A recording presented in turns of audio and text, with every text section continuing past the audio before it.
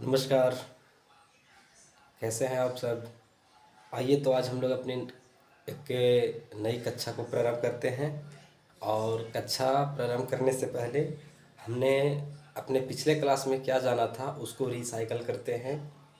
हमने मोटे तौर पर यह जाना था कि लॉर्ड विलियम बेंटिंक जो भारत में सोशल रिफॉर्म किए, समाज सुधार किए, समाज सुधार के अंतर्गत आपने देखा सती प्रथा का अंत किए और नरबलि का अंत किए, ठगी प्रथा का अंत किए, आदि अन्य तरह के कार्य किए। फिर उन्होंने एजुकेशन के क्षेत्र में कार्य किया। उसी के दरमियान देखिएगा तो उसे लोग खास करके यूरोपियन जो हिस्टोरियन है वो उपयोगितावादी बोलता है। उसके पीछे वो तर्क देते हैं कि ये सभी लोगों को भला चाहता था, अधिकतम लोगों को अधिकतम सुख चाहता था। लेकिन फिर आपने देखा था कि किस तरह जब आम लोगों को भी, आम भारतीय लोगों को भी जब शिक्षा देने की बात आई तो ये कहा कि हम मुट्ठी भर लोगों को शिक्षा देंगे और मुट्ठी भर लोग ही अपने नीचे वाले लोगों को शिक्षा देंगे। उसी कॉन्सेप्ट को हमने कहा था अधोमुखी निस्यंदन, यानी डाउनवर्ड फिल्ट्रेशन, यानी फिल्ट्रेशन, फिल्टर हो के नीचे की ओर आना, डाउन होना, नीचे की ओर आना। इसी को कहते हैं कि अधोमुखी निस्यंदन, नीचे की ओर आना। तो यहाँ तक कि और सारी बातें लॉर्ड विलियम बेंटिंक से जो संबंधित था उसको हमने जान लिया था। आज हम जो जानेंगे वो जानेंगे लॉर्ड डलहौजी के बारे में, क्योंकि मैंने आपको बताया था कि प्रीलिम्स और मेंस दोनों के पॉइंट व्यू से अगर कोई गवर्नर जनरल में सबसे ज़्यादा अगर कोई इम्पोर्टेंस है जिस पर हमेशा क्वेश्चन आने की प्रवृत्ति अधिक होती है तो वो है लॉर्ड विलियम बेंटिंक और डलहौजी। और एक और अगर माने तो कॉर्नवालिस जो कि एक एडमिनिस्ट्रेटर थे, रिफॉर्म किए भारत में, तो वो भी आए हैं। तो मैं उनके बारे में भी चर्चा करूंगा। लेकिन आज की जो हमारी कक्षा होगी वो होगी लॉर्ड डलहौजी पर। लॉर्ड डलहौजी क्यों आया, किसके समकालीन आया, ये किसके पृष्ठभूमि में कार्य किया, वो सारी बातों को हम लोग पूर्ण तौर पर जानेंगे। तो देखिए सबसे पहले है यहाँ लॉर्ड डलहौजी। डलहौजी को अगर देखें तो आपको नजर आएगा कि मुख्य तौर पर दो तरह के ये कार्य किए, उसके माध्यम से भारत में अंग्रेजी सत्ता को ज़्यादा प्रभावशाली रूप से स्थापित करने में सफल रहे। देखिए डलहौजी ने युद्ध के माध्यम से ही भारत का मानचित्र बदल दिया। सॉरी, डलहौजी ने बिना युद्ध किए हुए ही भारत का मानचित्र में परिवर्तन किया। अब देखिए जब डलहौजी आया तो कोई आक्रामक नीति नहीं अपनाया, यानी बेगर युद्ध के ही भारतीय मानचित्र में परिवर्तन किया, भारतीय राज्य को अपने साम्राज्य में मिलाने का प्रयास किया। और फिर एक जो है वो है डॉक्ट्रिन ऑफ लैप्स, व्यापगत की नीति। व्यापगत के नीति के तहत आप देखिएगा कि जैतपुर, संबलपुर, बघाट, झांसी, इन सब राज्यों को अपने अधीन किया। तो इन सब लोगों के साथ आक्रामक व्यवहार नहीं किया, बहुत ही साथिर तौर से इन सब राज्यों को किसी पे कुशासन का आरोप लगाकर, जैसे में अवध को आप देखें विशेष तौर पर, तो उस पर कुशासन का आरोप लगाया। किसी को कहा कि अब आपका वंश समाप्त हो गया है, यानी आपका कोई वंश नहीं है इसके बाद, तो ऐसे में आपका राज्य को मैं विलय कर लूँगा। तो ये कहलाते हैं डॉक्ट्रिन ऑफ लैप्स, व्यापकत की नीति। फिर देखिएगा कि डलहौजी के समकालीन गवर्नर जनरल बहुत आए थे। ऐसा नहीं कि गवर्नर जनरल डलहौजी था तो डलहौजी के आने से ही भारत में ब्रिटिश साम्राज्य के निर्माण का कार्य शुरू हुआ। इसके पहले भी और इसके आगे भी गवर्नर जनरल आए हैं, साम्राज्य निर्माण के हित से कार्य करते रहे हैं। उसके दौरान देखिएगा वॉरेन हेस्टिंग्स आया, लॉर्ड हेस्टिंग्स आया, Wellesley, Lord Warren Hastings, Lord Hastings, और फिर एलनबरो, एमहर्स्ट आदि जैसे गवर्नर जनरल भारत में आते रहे और अपने कार्य को निर्वहन करते रहे साम्राज्य दृष्टिकोण से। लेकिन परिवर्तन अगर देखा जाए तो क्या हुआ कि डलहौजी का वह काल है जो बहुत ही साम्राज्य के दृष्टि से महत्वपूर्ण माना जाता है, क्योंकि इसके काल में साम्राज्य की आर्थिक क्षमता, साम्राज्य का विस्तार क्षमता में काफ़ी विशेष तौर पर वृद्धि हुआ। इसलिए हम डलहौजी के काल को एक निर्णायक और अंग्रेजी सत्ता के सकारात्मक दृष्टि से देखते हैं या कहते हैं। क्योंकि बहुत सारे गवर्नर जनरल आए हैं, लेकिन जो डलहौजी ने काम किया है वो एक बहुत ही प्रोमिनेंट है ब्रिटिश साम्राज्य के हित के दायरे के लिए। तो इसलिए मैंने इस चीज़ को बारे में बताया। लेकिन यहाँ पे आपको ये देखना होगा कि डलहौजी ने, अगर डलहौजी को ज़रूरत पड़ा तो वो युद्ध भी किया, शांतिकालीन रूप से विलय तो किया ही किया, राज्य को, साम्राज्य को बनाया, लेकिन अगर इसको ज़रूरत पड़ा तो ये युद्ध भी किया। विशेष तौर पर जितने भी ब्रिटिश साम्राज्य का गवर्नर जनरल या पूरी कंपनी होती थी वो युद्ध से बचती थी। अब युद्ध से क्यों बचती थी? क्योंकि ये दूर से आई हुई कंपनी थी, ये आर्थिक स्थिति को गड़बड़ाना नहीं चाहती थी, आर्थिक नुकसान बर्डन अनावश्यक लेना नहीं चाहती थी। ये चाहती थी कि ज़्यादातर संधि के माध्यम से, कूटनीति के माध्यम से हम चीज़ों को दरकिनार करने में सफल रहे। अगर ये युद्ध करते हैं तो इसका भी धन जन का नुकसान होगा, और दूर से आई हुई एक कंपनी, व्यापारिक कंपनी नहीं चाहेगी कि हम युद्ध करें। लेकिन स्थितियां इसके प्रतिकूल हो जाती थी, स्थितियां आक्रामक हो जाता था ब्रिटिश कंपनी के प्रति, तो ऐसे में ये युद्ध करने के लिए मजबूर हो जाते थे और फिर ये युद्ध लड़ते थे। जैसे में आप बैटल ऑफ प्लासी में क्या देखे, स्थितियां इनके प्रतिकूल हो गई थी, जरूरत था कि ये कूटनीति करे और कूटनीतिक मात देते हुए सिराजुद्दौला को गद्दी पर से उतारे, क्योंकि अगर ये ऐसा नहीं करता तो वहीं से हो सकता था इसकी साम्राज्य का पत्ता साफ हो सकता था। तो ऐसे में ये ज़रूरत के अनुसार ही युद्ध करते हैं और लड़ाई लड़ते हैं। तो डलहौजी ने ज़रूरत पड़ा तो ये युद्ध भी किया। जैसे में विशेष तौर पर युद्ध के माध्यम से विलय किया बर्मा को, एक लोअर बर्मा को, और फिर पंजाब को। ये युद्ध के माध्यम से अपने साम्राज्य में मिलाने में सक्षम रहे। फिर डलहौजी जो था, पीछे के जितना भी गवर्नर जनरल थे उसी के पृष्ठभूमि में कार्य कर रहा था, और उसी गवर्नर जनरल के कार्यों को निर्वहन करते हुए यह एक बहुत बड़ा व्यापक स्तर पर निर्णायक तौर पर ये परिवर्तन कर रहा था, पृष्ठभूमि में ही कार्य कर रहा था। इस चीज़ को समझ लिया। लेकिन देखिए, डलहौजी को जो इतना सारा बात मैंने बताया, तो वही बात निकल कर आता है कि डलहौजी का शासनकाल कई दृष्टिकोणों से निर्णायक माना जाता है। शायद आपको नहीं दिख रहा होगा, लेकिन मैं बता रहा हूँ कि जो डलहौजी का जो शासनकाल है, ये कई दृष्टि से, कई क्षेत्रों में ये अपना पूरा ब्रॉड डायमेंशन किए, जिसके तहत इसका कार्यकाल को निर्णायक दृष्टि से माना जाता है। इसमें पहला पॉइंट आप लिख सकते हैं कि ब्रिटिश साम्राज्य का व्यापक विस्तार किया। नो डाउट कि इसमें नहीं किया, बहुत बड़े साम्राज्य को निर्माण करने में सक्षम रहा, जिसमें आप पहला पॉइंट दे सकते हैं कि ब्रिटिश साम्राज्य का व्यापक विस्तार किया।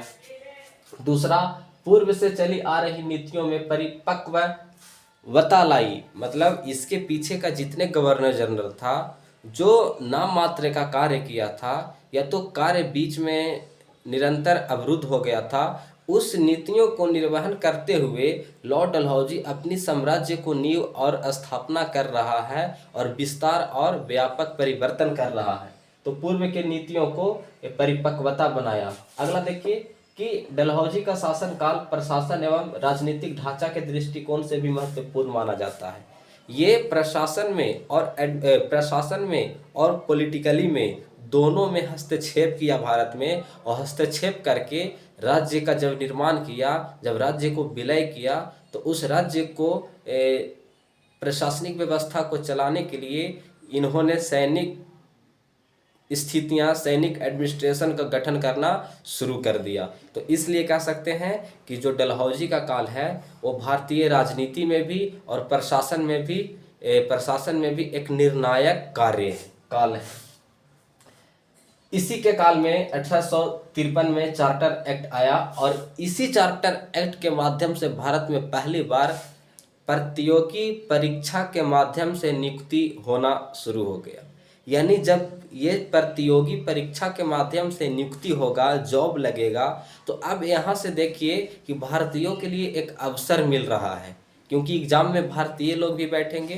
तो ऐसे में उसकी भी स्थिति ठीक ठाक होगी और अब भारतीय भी ऊंचे ऊंचे पद पर ब्रिटिश कंपनी में जाना शुरू करेंगे। फिर वही मैंने बताया कि अब भारतीय भी ब्रिटिश प्रशासन में बड़े बड़े पदों पर जाना प्रारंभ करेंगे, ये बताया आपको। फिर देखिए 1853 के अधिनियम के रास्ते ही भारत में विधायी परिषद का गठन हुआ। 1853 का जो अधिनियम आया, इस सब के बारे में मैंने बात किया हूँ और विस्तार में करूँगा, लेकिन संक्षेप में यहाँ पे एक मैं ब्रॉड दे रहा हूँ कि आगे वाले जो आएंगे सेगमेंट उसमें कैसे पढ़ना है। तो 1853 का जो एक्ट आया, इस एक्ट के माध्यम से भारत में क्या हुआ कि पहली बार विधायी परिषद यानी एक काउंसिल बनेगा, उसमें भारतीय भी रहेंगे। विधायी परिषद का गठन हुआ और इसी विधायी परिषद के रास्ते हुए भारत में देखिएगा तो आगे चलकर संसदीय लोकतंत्र का निर्माण होगा। यानी भारतीय लोगों को एक अवसर मिलेगा, एक कम से कम रास्ता तो मिलेगा ही कि लोकतंत्र क्या होता है, संसदीय लोकतंत्र क्या होता है। यहाँ से एक उन लोग को बहुत बड़ा परिवर्तन आएगा भारतीयों में भी।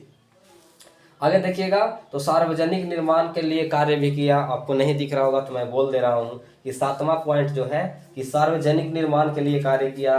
सार्वजनिक निर्माण में विशेष तौर पर देखिएगा तो रेलवे, डाक तार और भी जानिए तो संचार, यातायात आदि जैसे कार्य इन्होंने किया। 1853 में देखिए भारत में पहली बार रेलवे चलाया। लेकिन ये रेलवे चलाने के पीछे इसका उद्देश्य तो देखिएगा। आप सिंपली अगर इतना जानते हैं कि रेल कौन चलाया तो ये चलाया, कब चलाया तो इतना में चलाया, तो आप ऐसे में एक परिपक्व विद्यार्थी नहीं हैं। इन जनरली ऐसे सब लोग जानते हैं कि रेल कब चला, इतना में चला, कहाँ से कहाँ चला, यहाँ से यहाँ चला, मुंबई टू थाने चला। तो ऐसे अगर जानते हैं तो ये एक आपको सतही ज्ञान होगा।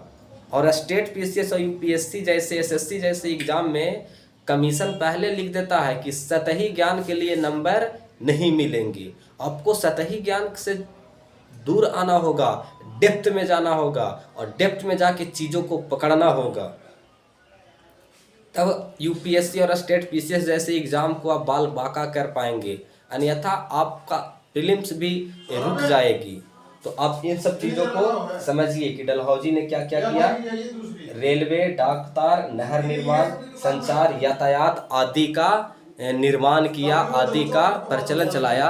और इन्हीं सब गतिविधियों को देखते हुए देखिएगा तो भारत में कुछ लोग हैं, खास करके यूरोपियन जो हिस्टोरियन है, वो कहते हैं कि इन्हीं सब के कारण, आपको नहीं दिख रहा होगा मैं बोल रहा हूँ, जैसे डाक, रेलवे, पोस्टल टेलीग्राफ, नहर निर्माण जब किया तो इन्हीं को देखते हुए कुछ लोग कहें कि ये जो है भारत का आधुनिकीकरण का एक माध्यम है।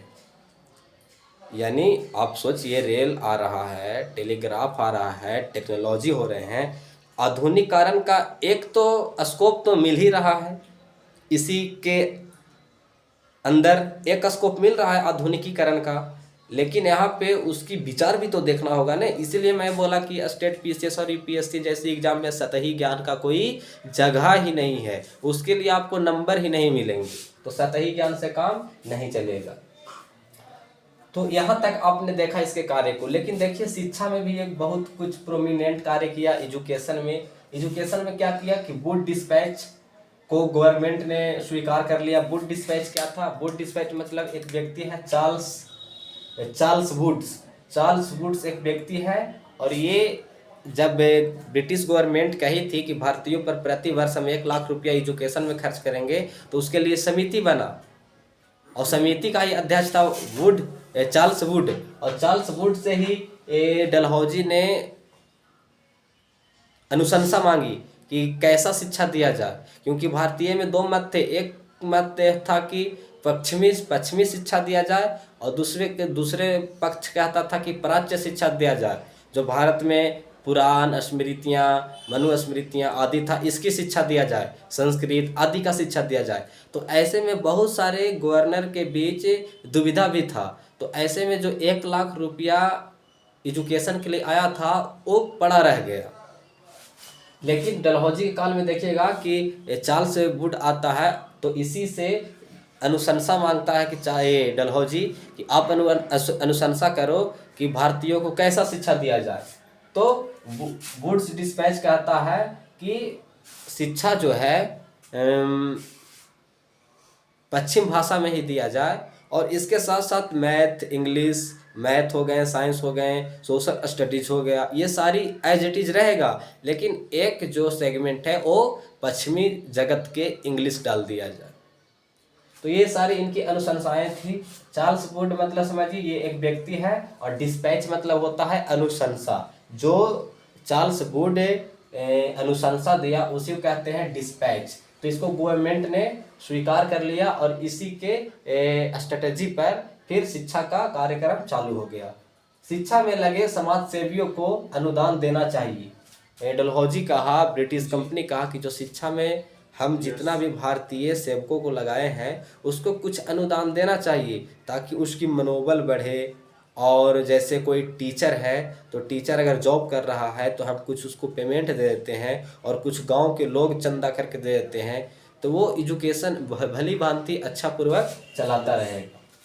तीसरा देखिए कि गवर्नमेंट का दायित्व है कि आम लोगों को शिक्षित करे। पीछे में आपको क्या बताया था कि वहाँ पे गवर्नमेंट बोली कि मैं मुट्ठी भर लोगों को ही क्या करूँगा, शिक्षित करूँगा, लेकिन यहाँ पे क्या हो रहा है कि गवर्नमेंट का अब दायित्व है कि आम लोगों को भी शिक्षित करे, यानी सार्वभौमिक एजुकेशन का व्यवस्था करे, और इसमें खास करके लड़कियों के एजुकेशन पर बल दिया जाए, ताकि महिलाएं पढ़ के आगे आए और सामाजिक कार्यों में हाथ बढ़ाए। तो ये था। अगर देखिए, गवर्नमेंट प्राथमिक शिक्षा के लिए देसी भाषा को चुनना पसंद किया, यानी कहा कि प्राथमिक शिक्षा फर्स्ट प्राइमरी एजुकेशन किस लैंग्वेज में दिया जाए। तो वहाँ निर्णय आया कि स्थानीय भाषा में ही दिया जाए, देसी भाषा में ही दिया जाए, क्योंकि देसी भाषा पर लोगों की पकड़ होती है और देसी भाषा लोग आसानी से सीख जाते हैं। तो ऐसे में अगर उसकी देसी भाषा पर पकड़ हो जाती है तो हम फिर उसे एक्स्ट्रा ऑर्डिनरी के साथ इंग्लिश भाषा का ज्ञान दे देंगे। तो प्राथमिक शिक्षा देसी भाषा में। सेकुलर एजुकेशन दिया जाए। ब्रिटिश कंपनी कह रही है कि मैं सेकुलर एजुकेशन दूंगा, इसके तहत मैथ, साइंस और सोशल साइंस और जो भी होता है वो, मैं कोई भी मनुस्मृतियाँ, वेद, पुराण आदि का एजुकेशन हम नहीं देंगे, हम सेकुलर एजुकेशन देंगे। फिर उच्च शिक्षा के लिए लंदन यूनिवर्सिटी जैसा भारत में यूनिवर्सिटी खोला जाए, तो उसके लिए भी ये लोग प्रावधान किए। फिर शिक्षकों को प्रशिक्षण दिया जाए। अब जब तक शिक्षक